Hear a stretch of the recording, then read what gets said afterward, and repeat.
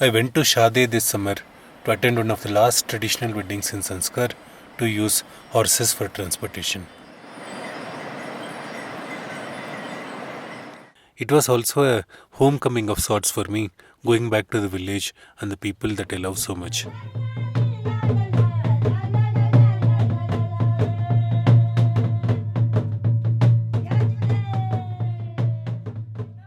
My journey started with a hike to the Pukhtar monastery, which is another place that I love so much in Zanskar. I went to Pukhtar to wait for the wedding party to arrive. They were coming on horseback all the way from Shadi, which is about 25 kilometers away on narrow trails.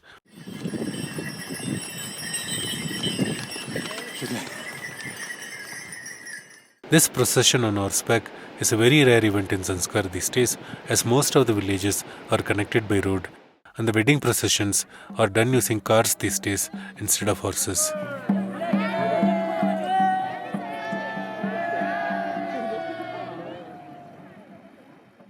Some people claim that this is the last wedding in Zanskar to use horses, but I think that there will be a few more weddings like this. Shade and Ralakung are the two last villages in Zanskar that are not yet connected by a road. Although the government has sanctioned a new road for these villages, it would take a few years for them to be completed, and in the meantime, there will be a few more weddings that will continue using the traditional practice of using horses for the wedding processions.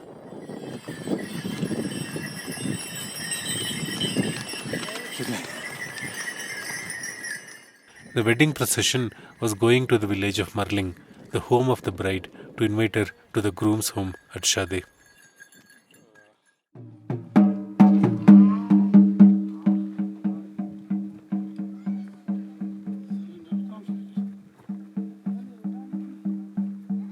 The wedding procession stopped at multiple villages along the way. The villagers would offer tea and refreshments to the members of the wedding party, and in return, the members of the wedding party would do a small dance to thank the villagers for their support.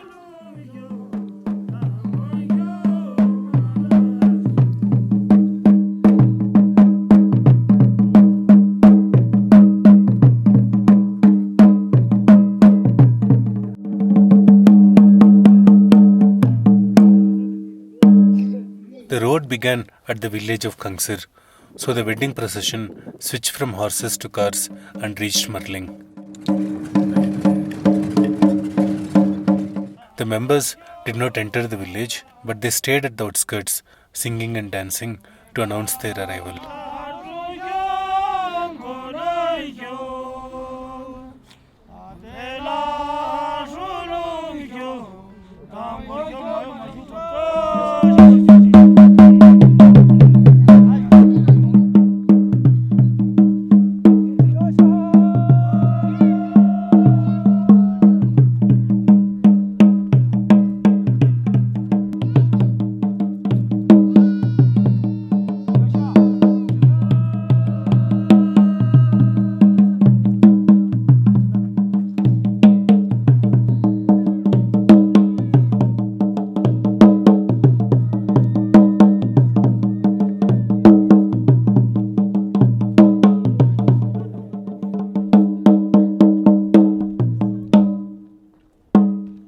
Eventually, at dusk, a group of people representing the bride came out to meet the groom's procession from Shadi.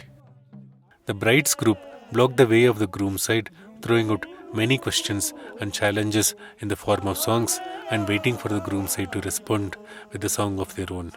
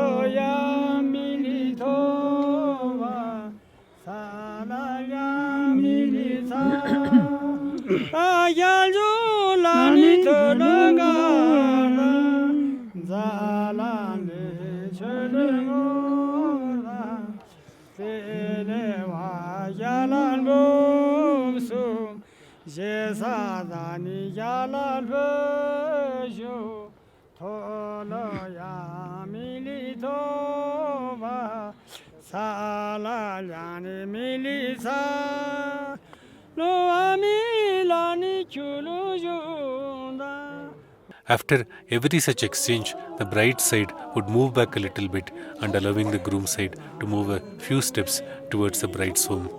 This ritual exchange of songs continued late into the night until the procession moved slowly, step by step, towards the bride's home.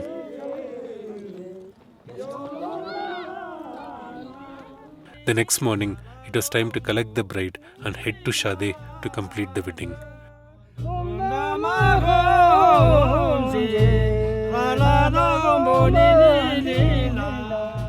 The groom's entourage went to the bride's room only to find it locked. The door was blocked by the members of the bride's entourage, who threw out more challenges in the form of songs and waited for satisfactory responses.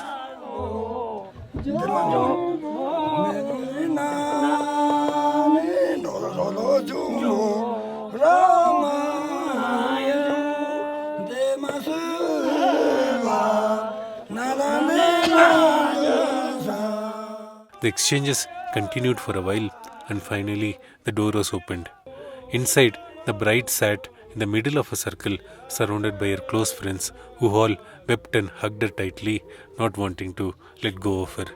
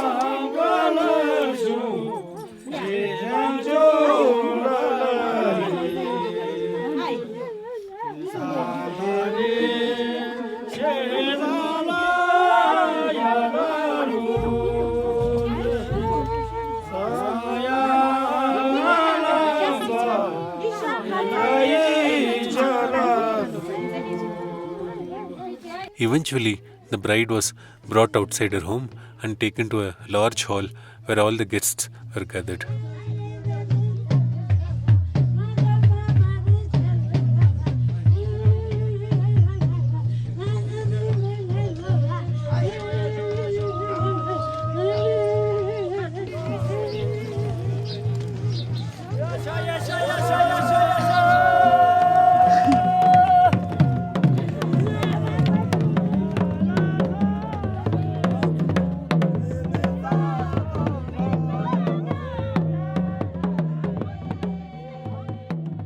The friends of the bride served chang to all the people from the groom's side.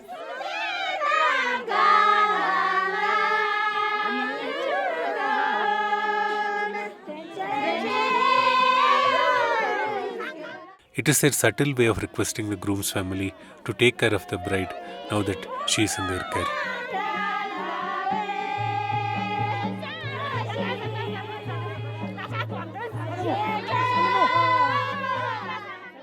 Finally, with all the ceremonies over, the bride is led away from the village towards Shadi. She was sobbing the entire time, unable to bear the thought of leaving her home and starting her life with a different family in a faraway village.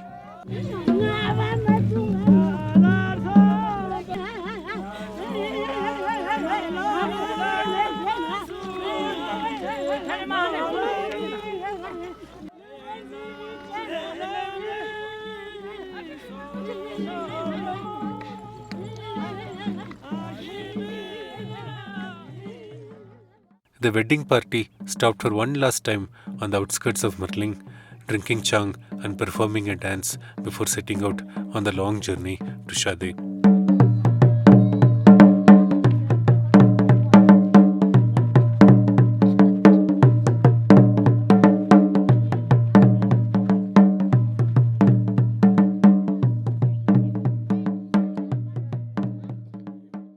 The initial part of the journey was done in cars until the end of the road at the Kangsar village. But the road was blocked by the friends of the bride not wanting to let her go. They blocked the cars for a long time until the members of the groom's party pleaded with them to let them pass and bribed them with some cash.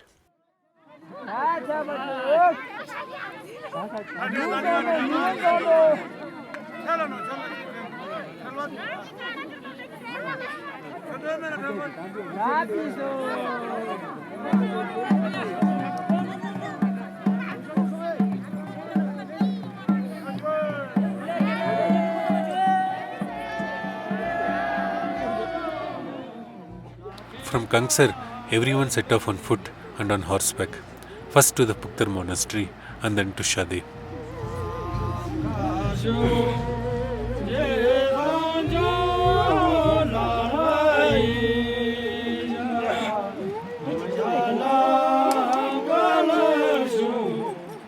It was almost 4 p.m.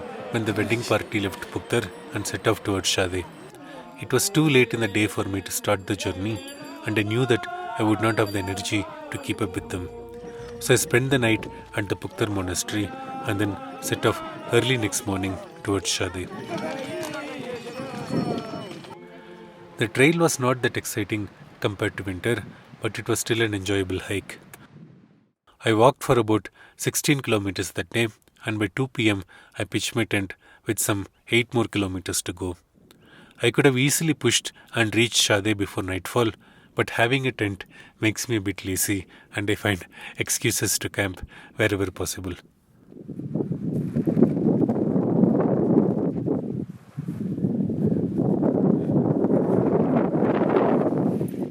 It was a nice, relaxing walk to Shadi the next morning. I took a lot of breaks and enjoyed myself every step of the way.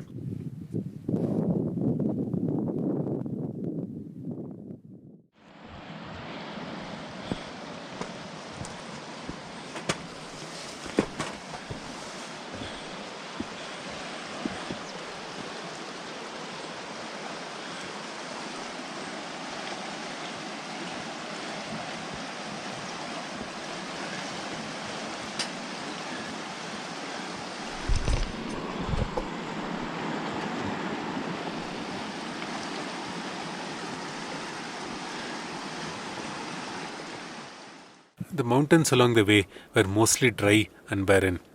I expected them to be a bit more greener, but there was very little snowfall the previous winter, so the mountains did not have a lot of vegetation.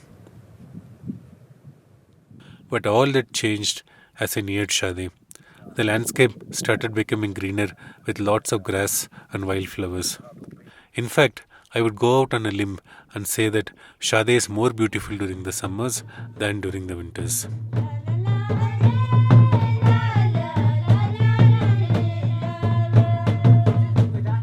I spent around 5 to 6 days at Shadi, not doing much this time, just enjoying the summer weather and enjoying the company of the villagers.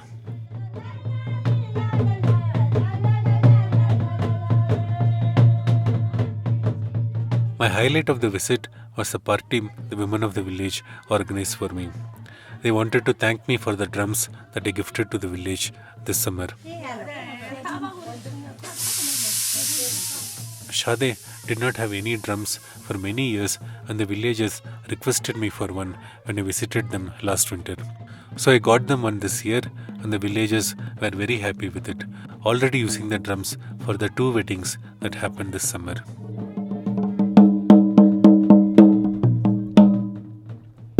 Eventually, with a heavy heart, I left Shadi, knowing that I would always be welcome whenever I returned back to the village.